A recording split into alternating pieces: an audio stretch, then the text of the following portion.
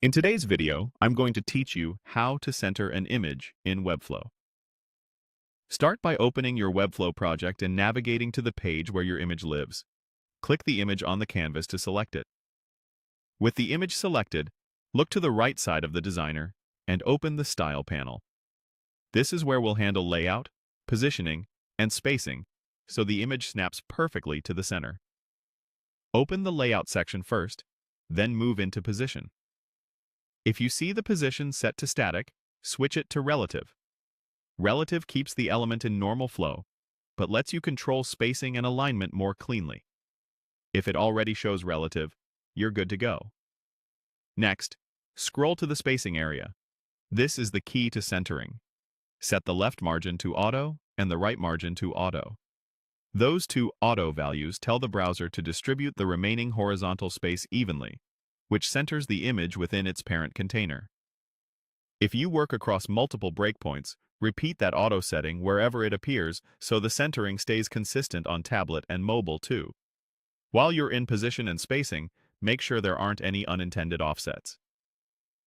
If you see values like 1 in offset or z-index fields, for example, if they were used earlier for layering, confirm they're intentional for your design.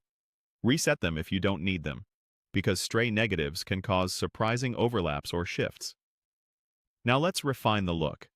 Adjust the width to a comfortable value like 60%, so the image scales nicely on desktop without being too large. Keep the max width at 100% to prevent overflow on smaller screens, ensuring the image remains responsive. Add a little breathing room with margins or padding. Values like 10 can work well for subtle spacing.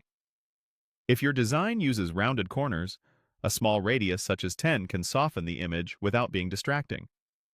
You might also give the image a modest top margin, for example 25, to separate it from content above while keeping the horizontal centering intact. The exact numbers depend on your layout, but these values are a useful starting point you can fine-tune. As you make changes, click back into the spacing inputs to verify that left and right remain set to auto. It's easy to overwrite those accidentally, so a quick glance saves time later. When everything looks centered and balanced across your breakpoints, publish your changes. Click Publish, choose your target domain, and let Webflow push the update. After publishing, preview the live page to confirm the image is centered and responsive. That's it. By setting position to relative